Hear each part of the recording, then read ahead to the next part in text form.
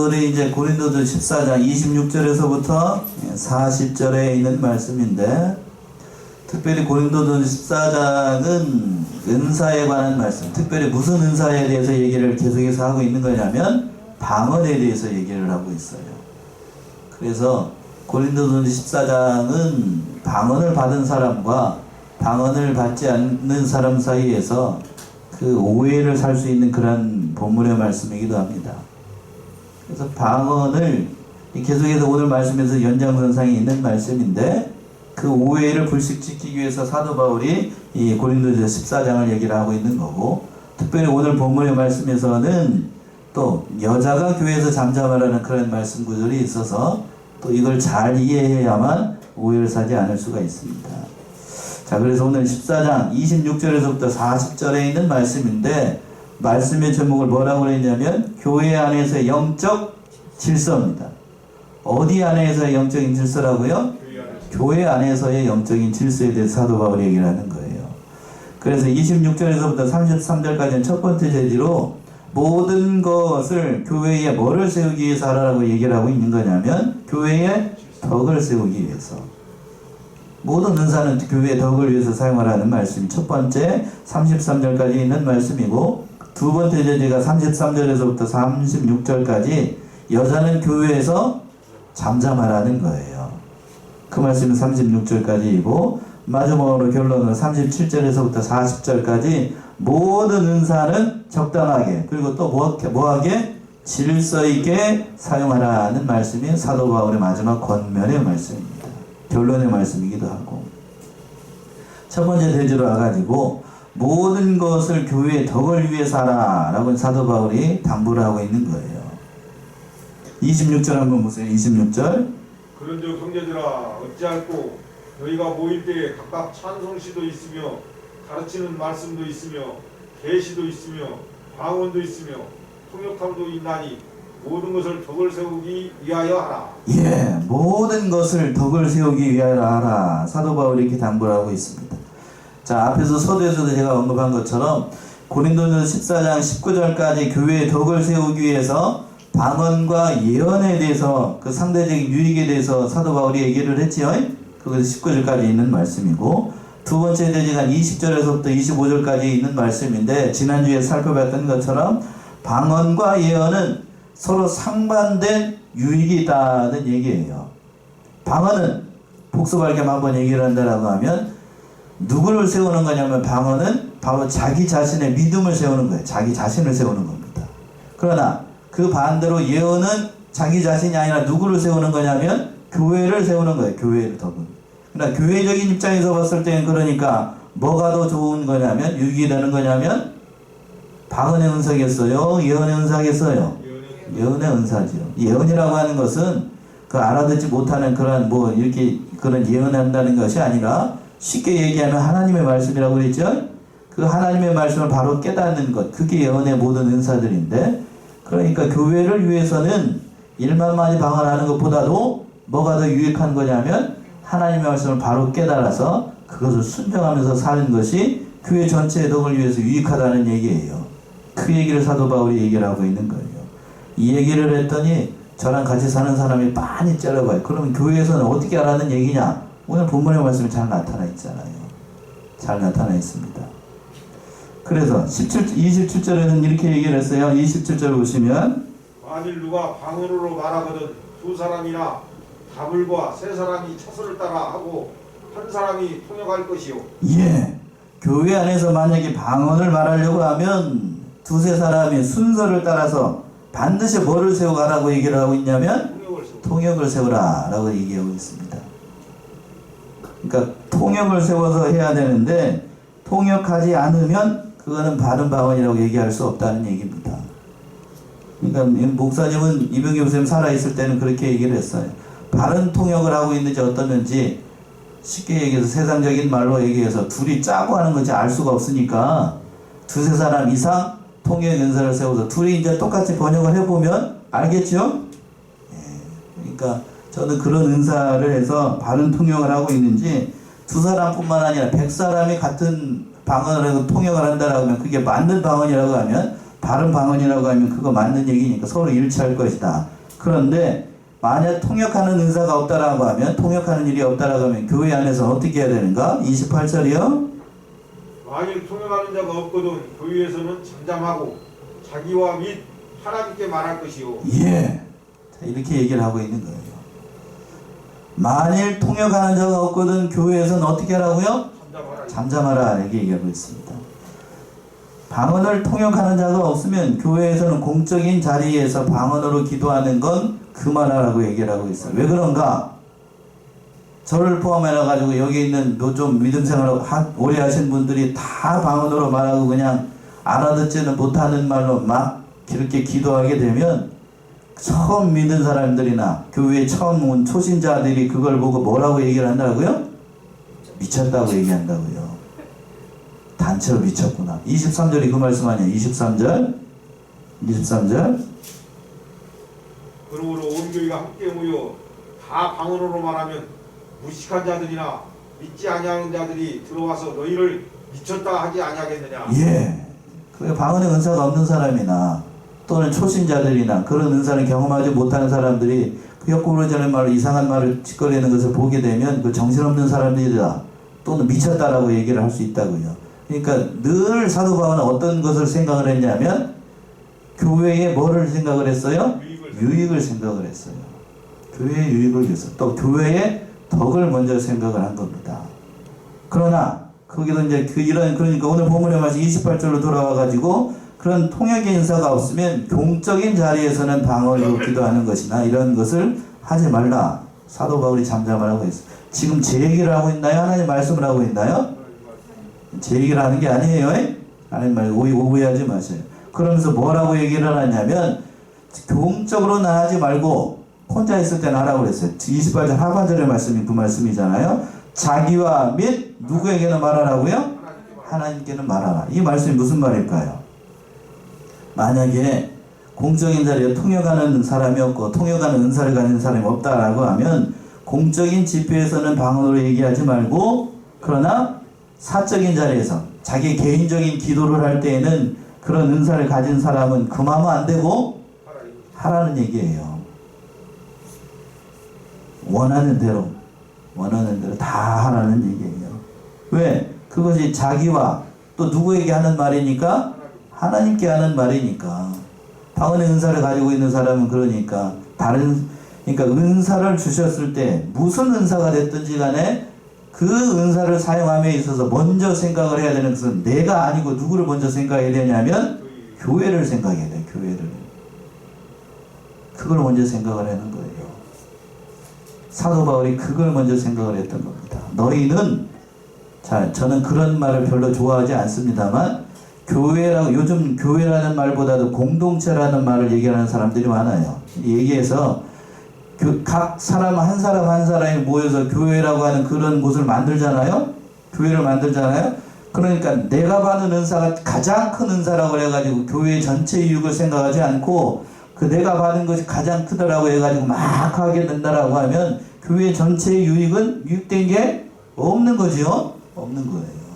사도 바울이 앞에서 계속해서 그 얘기를 하고 있는 거예요. 전체 유익을 생각하고 그러나 그 방언이라고 하는 것이 하나님께로부터 받은 은사이기 때문에 사도 바울은 그걸 부정하고 있는 게 아니에요. 너 혼자 있을 때 그리고 다른 사람을 생각하고 자신의 믿음을 세우는 거니까 방언도 하나님께서 주시는 신령한 은사입니다. 그래서 그 방언을 함으로 말미암아 자신의 믿음을 세워나갈 수가 있어요. 성령의 임재를 경험하게 되고 또 기도하고 찬송하면서 하나님 앞에 부르짖으면서 자신의 심령의 위로를 받게 돼요. 그렇죠? 방언의 은사를 받으신 분들은 그 방언을 기도하게 되면 마음이 후련해진다고 합니다. 저도 마찬가지예요. 기도할 때에 부르짖고 소리 지르고 묵상 기도할 때보다는 소리 내서 기도할 때에 위로가 있어요. 위로가 있다고요. 그러니까 방언의 은사를 주신 분들은 그런 위로를 받게 하신 겁니다. 그리고 대부분 방언의 은사를 받으신 분들 저도 이렇게 옆에서 보게 되면 기도 잘해요. 기도 잘하고 믿음이 참 신실하신 분들이 많습니다. 그러나 그 은사를 썩이는 건 그건 그거는 하나님 앞에 그것도 온당한 게 아니에요. 그러니까 여러분들이 방언의 은사를 받은 사람들이나 또 그 옆에서 기도하는 걸 보고 과소평가해서도 안 되고 또 어떻게 평가해서도 안 되고 과대평가해서도 안 되는 거예요. 그러니까 하나님께 받은 은사이겠거니 생각을 하고 하나님께 주신 고귀한 선물이라는 것을 새닫고 그 선물을 잘 사용을 해야 됩니다. 쉽게 얘기하면 잘 사용하라고 해요. 잘 사용해. 자, 저기 이제 유아실에서 떠들고 있는 아이들, 지금은 그래도 좀 아이들 전부 저기 하지만 애가 어렸을 때에는 과일 깎는 칼 아세요? 칼 알죠? 과도. 과일 깎는 칼 깎아봤어요? 여러분들 잘 깎지만 저도 이제 저기 과일 먹을 때 과일을 깎아서 먹잖아요. 근데 아이가 어렸을 때는 그 칼을 주는 것도 어떻게 주죠? 그냥 주나요? 아니면 조심해서 깎으라고 그러고서 주나요? 조심하라고요.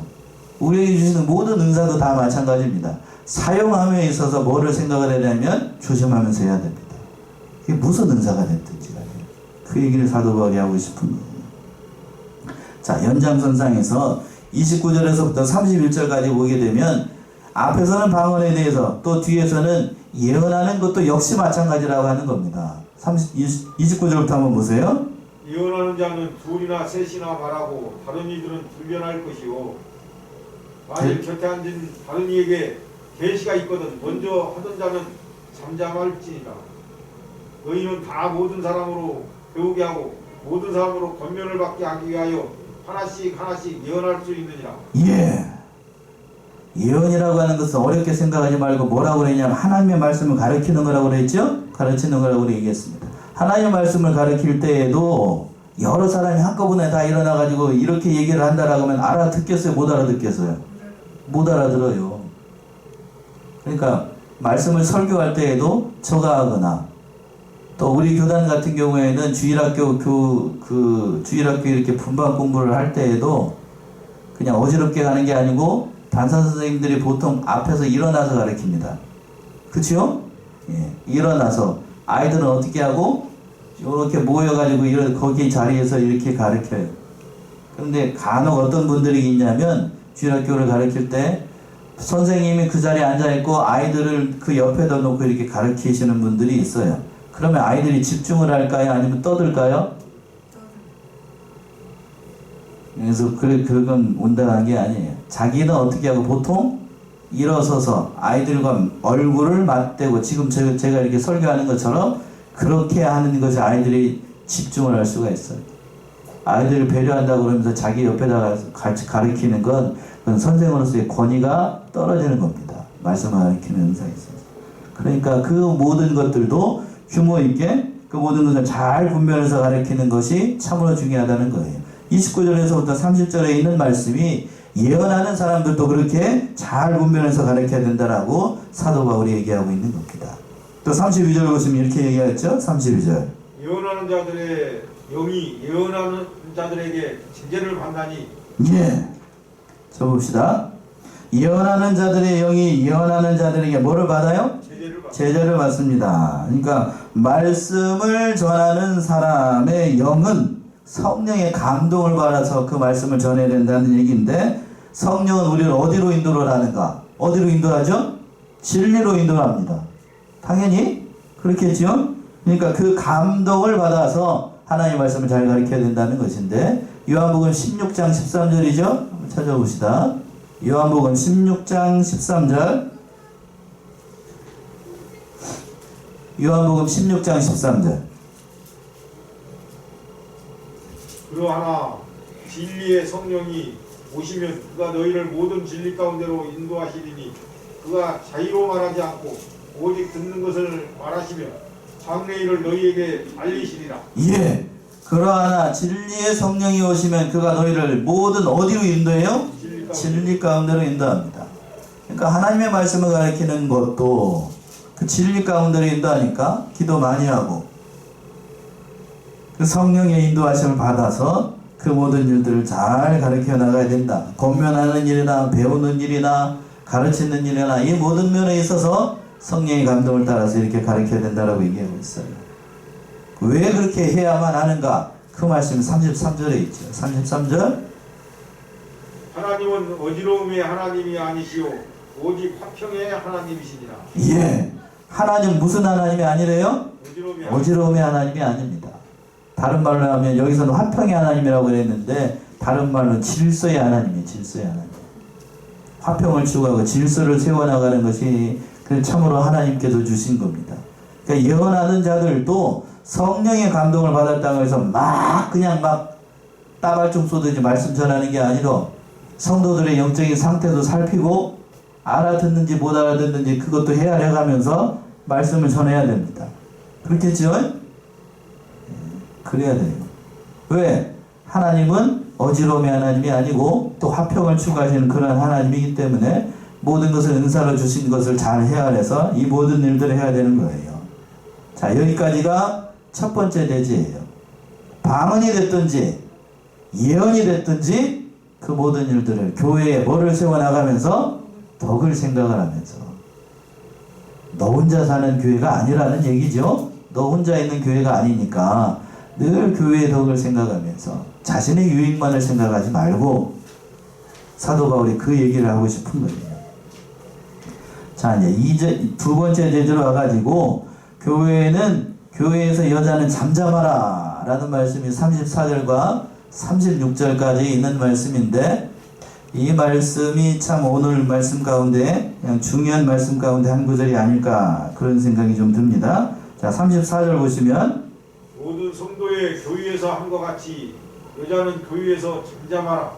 저희의 말하는 것을 허락함이 없나니 율법에 이른 것 같이 오직 복종할 것이요. 예. 자, 34절에서부터 36절까지 있는 말씀은 보수교단에서 저희 같은 이 보수교단에서 여자 목사를 세우지 않는 근거 가운데 한 구절로 인용하고 있는 말씀이 이 말씀이에요. 그리고 또 디모데전서 2장 1절에서부터 10절 이하에 있는 말씀과 더불어서 그 말씀인데 자, 잘 보세요. 모든 성도의 교회에서 함과 같이 여자는 교회에서 잠잠하라 이렇게 얘기를 했습니다. 자, 보시면 앞에서 끊어서 봅시다. 모든 성도의 교회에서 함과 같이 라고 되어 있어요. 이 얘기인 즉슨 고린도 교회에서만 여자가 잠잠하라는 얘기인가요? 아니면 모든 교회에서 함과 같이 여자가 잠잠해야 된다는 게 어느 쪽인가요? 고린도 교회만인가요? 아니면 모든 교회에서는 이것이 적용이 된다는 얘기일까요? 어떤 거예요? 모든 교회에서. 제가 이걸 강조하는 이유가 있죠. 앞에 말이 없다라고 하면 모든 성도의 교회에서 함과 같이, 즉 사도 바울이 고린도 교회뿐만 아니라 다른 교회에서도 여자는 어떻게 해야 된다? 잠잠해야 된다. 왜 그런가? 하나님께서 세운 질서가 그렇다는 거예요. 하나님께서 세운 질서가. 그래서 이 사도 바울이 그랬습니다. 오늘 그래서 저희의 말하는 것을 허락함이 없나니 율법에 이런 것 같이 오직 뭐라고 되어 있어요? 복종할 것이다. 율법이 뭔가? 지금 사도 바울은 창세기 3장 16절을 근거로 해서 이 얘기를 하고 있는 겁니다. 창세기 3장 16절이 뭔데요? 한번 찾아보세요. 창세기 3장 16절.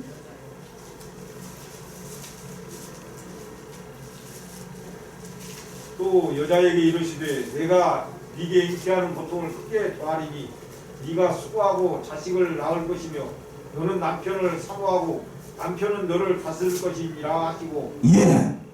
범죄하고 난 다음에 인간이 하고 난 다음에 하나님께서 그 징계 가운데 한 구절로 이 창세기 3장 16절의 말씀 여자에게 주신 그 징계 가운데 한 구절이 이 말씀이잖아요. 그러면서 여자에게 뭐라고 그랬냐면 또 여자에게 이르시되 내가 네게 무슨 고통을 더하게 한다고 그랬어? 첫 번째 잉태하는 고통, 아이를 갖고 해산하는 고통을 크게 할 것이고 또 네가 수고하고 자식을 낳고, 그렇죠? 자, 여기까지가 첫 번째고, 두 번째는 너는 누구를 사모하고? 남편을 사모하게 될 것이고, 남편은 또 너를 어떻게 하고? 다스리게 되는 세 가지예요. 해산의 고통이 크게 일어나게 될 거고, 두 번째는 남편을 어떻게 해야 되냐면 남편을 사모하게 됩니다. 그래서 보통 그래요. 보통 그렇습니다. 보통의 경우는 여자들 같은 경우에는 남편의 사랑이 없으면 남편이 사랑한다는 말을 잘 안 하거나 남편의 사랑을 느끼지 못하면 여자는 외로움을 탑니다. 왜 그럴까요? 하나님께서 그렇게 하셨기 때문에. 하나님께서 그렇게 선언하셨기 때문에 그래요. 남자는 좀 덜해요. 남자는 좀 덜합니다. 남자는 어느 때 힘을 잃어버리게 되냐면 가정에서 그 여자로부터 존경을 받지 못하거나 첫 번째, 두 번째는 직장에서 자기가 일할 때에 자기가 쓸모없는 사람이라고 느꼈을 때 그때 남자가 힘이 빠져요. 일할 수 없는 능력이 없다는 사실을 깨닫게 됐을 때 남자는 힘을 느끼지 못합니다. 왜 그럴까요? 하나님께서 그렇게 만드셨으니까요. 뭐가 흐르도록? 이마에 뭐가 흐르도록?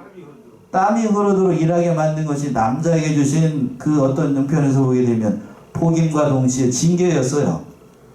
그러니까 그렇게 하시는 거예요. 그리고 마지막으로 여자에게 주신 것이 남편은 너를 어떻게 하라고요? 다스리게 할 것이다. 이 말씀처럼 사도 바울이 이 근거를 들어가지고 교회에서 여자가 남자가 가르치는 건 그 위치를 이 말씀을 율법을 거기 때문에 위반한 거기 때문에 그걸 운동한 것이 아니다라는 얘기입니다. 그냥 공적인 자리에서 이 모든 일들을 하는 것은 옳지 않다라고 얘기를 했던 겁니다. 그럼 어떻게 하라는 건가? 35절의 말씀입니다. 35절. 만일 무엇을 배우려거든 집에서 자기 남편에게 물을지니 여자가 교회에서 말하는 것은 부끄러운 것이니. 예. 여자가 교회에서 말하는 것은 무슨 일이래요? 부끄러움이다. 이게 제 배경적인 지식이 있어야 되는 말인데 그때 당시 고린도 교회에서는 여자들이 많은 은사를 받아가지고 특별히 방언의 은사, 다른 은사들을 많이 받아가지고 자기가 하나님 앞에서 큰 은사를 받았다고 생각을 해가지고 그걸 받지 못한 남편들이나 그 목사님들이나 다른 교회에 가르치는 모든 사람들한테 자기가 받은 은사가 최고라고 생각을 해가지고 너는 이 은사 못 받았지? 영영 죽겠지? 그러면서 막 어지럽게 다니면서 나는 하나님으로부터 큰 은사를 받았습니다. 그렇게 얘기를 했어요. 그래서 교회가 어떻게 됐냐면 어지러워졌어요. 사도 바울이 그 얘기를 듣고 이 얘기를 하는 거예요. 이 얘기를 하는 겁니다. 무슨 얘기인지 이해가 되셔요? 이 얘기가 됩니다. 만약 뭘 배울 거려고 생각을 한다라고 하면 집에 가서 누구에게 물어보라고요? 남편에게 물어보라. 사도 바울이 이 얘기를 하는 거예요. 그러니까 이 말씀 통해서 미추어 보게 되면 인륜적 차원에서 부끄러운 것이 아니라 하나님의 말씀에 비추어서 규모를 생각하지 않고 교회의 유익을 생각하지 않고 그냥 어지럽게 하는 건 그거는 교회를 어지럽히는 거고 결국 하나님의 말씀을 위반하는 것이다. 이렇게 얘기를 하는 거예요. 디도서로 한번 가봅시다. 디도서 2장 5절.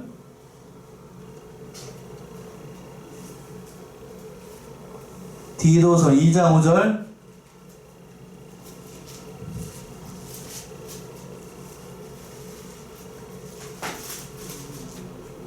디도서 2장 5절 뭐라고 얘기를 했어요? 누구에게 복종하라? 헌신하며 순전하며 집안일을 하며 선하며 자기 남편에게 복종하게 하라. 이는 하나님의 말씀이 해방을 받지 않게 하려 함이니라. 예. 여자의 위치에 대해서 사도 바울이 얘기를 했는데 근신하며 또 어떻게 하며 순전하며 무슨 일을 하고 집 밖에 일을 하래요? 집안일을 하며. 예, 거기다 동그라미를 좀 하셔요. 집안일을 하며 또 어떻게 하며 사나우며 선하며. 예. 남자분은 거기다가 별표를 한 10개 하셔. 예. 자기 또 자기 누구에게 복종하고? 남편에게 복종. 자기 남편. 거기 남편이 아니고 남의 편 남편이 아니고 자기 남편에게 복종하래. 자기 남편. 옆에 있는 철수 아줌마 순돌이 아빠한테 순종하지 생각하지 말고 자기 남편에게 복종하래요. 왜 이렇게 해야 되는가? 하나님의 말씀이 뭐 받지 않도록 하기 위해서? 해방받지 않도록 하기 위해서. 이게 마땅히 여자의 위치에 대해서 사도 바울이 얘기를 한 건데 이 말씀을 하는 걸 보게 되면 사도 바울이 결혼한 것처럼 보여요? 안 한 것처럼 보여요? 예, 한 것처럼 보이죠.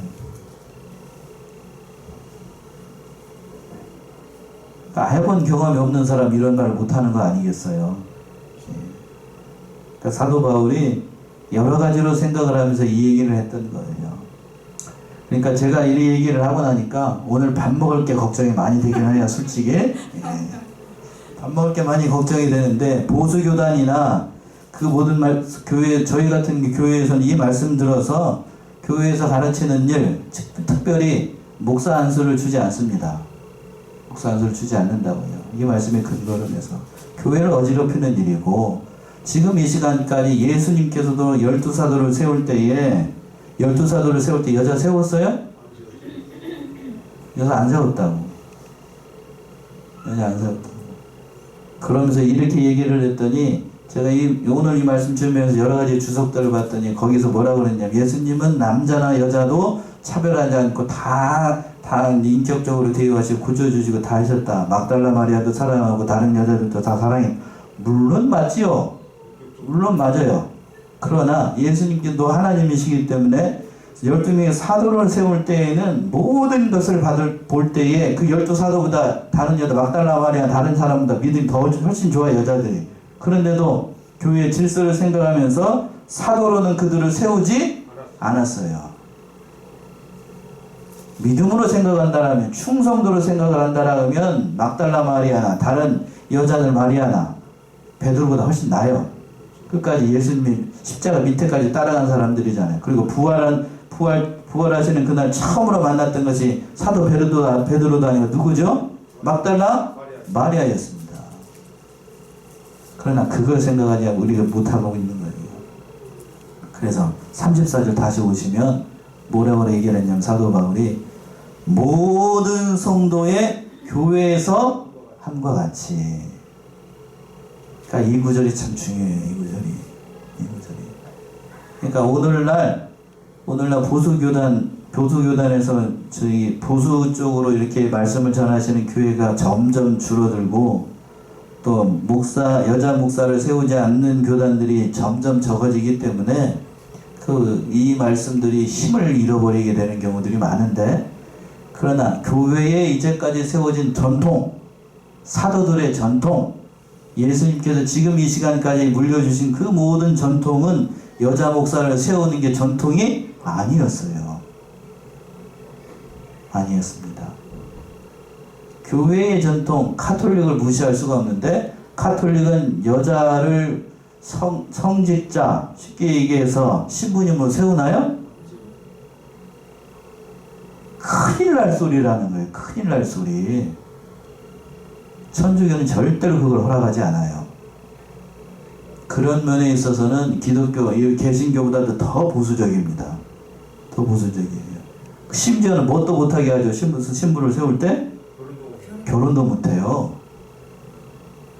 결혼도 못하게 한다. 어떤 의미에서는 기독교가 참으로 많이 뭐해지게 되냐면 점점 경건성을 잃어버리고 말씀에서 떠나서 점점 세속화되어 가고 있는 겁니다.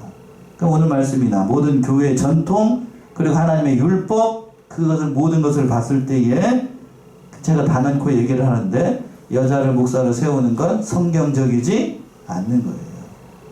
않는 겁니다. 자, 36절의 말씀 이렇게 얘기하고 있죠. 또 마지막으로 36절 하나님의 말씀이 너희에게로부터 난 것이냐 또는 너희에게만 임한 것이냐. 예, 너희에게만 임한 것이냐. 고린도 교인들이 이 성경대로 경건하게 신앙생활하지 않고 어지럽게 하니까 하나님께서 이 사도 바울이 이렇게 얘기를 하는 거예요. 사도 바울이. 여자들은 모든 일을 잠잠하고 가르치는 일을 할 생각, 남자를 가르치기나 교회에서 어지럽게 하지 말고 경건하게 신앙생활할 길을 이게 권면을 했던 겁니다. 마지막으로 세 번째 대절로 오게 되면 37절부터 40절까지 있는 말씀인데 모든 은사는 적당하게 질서 있게 사용하라고 사도 바울이 당부하고 있습니다. 37절 38절 만일 누구든지 자기를 선지자나 혹 신령한 자로 생각하거든 내가 너희에게 편지한 것이 주의 명령인 줄 알라. 만일 누구든지 알지 못하면 그는 알지 못한 자니라. 예, 사도 바울이 이렇게 강력하게 권면을 하면서 또 책망하면서 한 말씀이 이 말씀인데 고린도 교인들 가운데 그렇게 생각하는 사람들이 많이 있었습니다. 자신은 신령한 자다. 자신은 하나님께로부터 큰 은사를 받은 자다. 사도 바울이 100번 양보를 해가지고 너희가 큰 은사를 받았고 하나님으로부터 신령한 은혜를 받았다라고 생각하면 이것이 과연 하나님의 명령인지 내 개인의 명령인지 이걸 분별해 보라는 얘기예요. 뭔 말인지 이해가 되셔요? 네가 니대로 신앙적인 양심이 있다라고 하면 이것이 하나님의 명령이라는 사실을 분명히 알 것이다. 그렇죠? 교회를 어지럽힐 생각하지 말고 교회 전체 유익을 먼저 생각하라. 그 말씀을 하고 있는 거예요. 그러면서 사도 바울이 마지막으로 39절, 40절의 말씀을 하고 있는 겁니다. 39절이요. 그런즉 내 형제들아 예언하기를 사모하며 방언 말하기를 금하지 말라. 예. 자, 마지막으로 결론을 내리기를 그런즉 내 형제들아 뭐를 사모하고 예언하기를 사모하고. 여기서 예언이라는 것은 하나님의 말씀이라고 그랬어요. 그러니까 하나님의 말씀을 바로 깨달아서 그 말씀대로 순종하는 삶을 살기를 사모하고. 첫 번째가 그거예요. 그리고 또 뭐라고 그랬냐면 그 다음에 방언 말하기를 뭐 하지 말라고요? 금하지 말라. 개인적인 신앙의 유익이 있는 그 방언을 말하는 것, 그걸 금할 생각하지 말라. 그것도 뭐이기 때문에 하나님께 주신 분명한 은사이기 때문에 방언으로 기도하는 사람들 그거 못하게 하지 말고 할 때, 그러나 유익을, 전체의 교회의 유익을 위해서는 개인적으로 기도할 때나 다른 유익을 위해서 하라는 얘기예요. 그 말씀 마지막 40절에 있네요. 40절 보시면 모든 것을 적당하게 하고 질서대로 하라. 예. 하나님의 나라는 어지러운 나라가 아니고 질서의 나라라고 그랬죠? 화평의 나라라고 얘기했습니다. 적당하게 하고 또 무엇대로 하라고요? 질서를 잘 지켜나가면서 규모 있게 하라고 얘기했어요. 규모 있게. 마지막 한 군데만 찾아보고 오늘 말씀 마칠게요. 데살로니가전서 5장 14절. 데살로니가전서 5장 14절.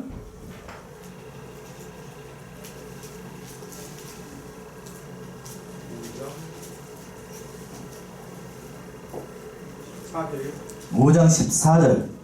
또 형제들아 너희를 권면하노니 흉 없는 자들을 권계하며 마음이 약한 자들을 안위하고 힘이 없는 자들을 붙들어주며 모든 사람을 대하여 오래 참으라. 예.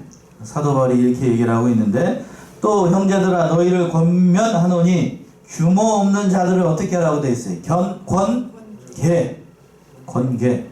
규모 없이. 규모 없다는 얘기는 질서 없이 그렇게 하는 자들을 권면하고 권계해서 바로 세우고 마음이 약한 자들을 어떻게 하고 안위하고 힘이 없는 자들을 어떻게 하고 붙들어주고 또 모든 사람에 대해서 잘 참아야 돼요. 잘 참고 그 모든 일들을 해나가라는 얘기입니다. 마땅히 그러니까 교회 안에서 사도 바울이 고린도 교회를 진단하고 여러 가지로 권면을 할 때에 그러니까 사도 바울은 늘 그거 먼저 생각을 한 게 교회 전체의 뭐를 위해서? 유익을 위해서. 그리고 또 교회에 뭐를 세우기 위해서? 덕을 세우기 위해서. 그 모든 은사가 있는 것이니 적당하게 질서대로 다른 사람을 배려하면서 그 모든 일들을 감당하라. 사도 바울이 얘기를 하고 있는 거예요. 사도 바울이 요구한 게 이게 어지러운 건가요? 부당한 건가요? 절대로 그렇지 않죠? 그렇지 않습니다. 이대로만 한다라고 하면 교회에서 시끄럽거나 어지러운 일이 일어나지 않아요. 오늘날 교회가 어지럽고 시끄러운 이유가 뭔가? 자기가 받은 것이 가장 크다라고 생각을 하고 있고 교회의 전통과 율법과 모든 것을 다 무시하기 때문에 교회가 어지러운 거예요. 어지러운 겁니다. 질서대로 하게 되면 어지러운 게 있을 수가 없어요. 우리 사랑하는 성안의 성도님이 사실 깨닫고 모든 말씀들을 하나님의 말씀과 모든 일들을 잘 이뤄나가는 교회 덕을 세워나가는 저와 여러분들이 다 되셔야 되겠습니다. 기도하겠습니다.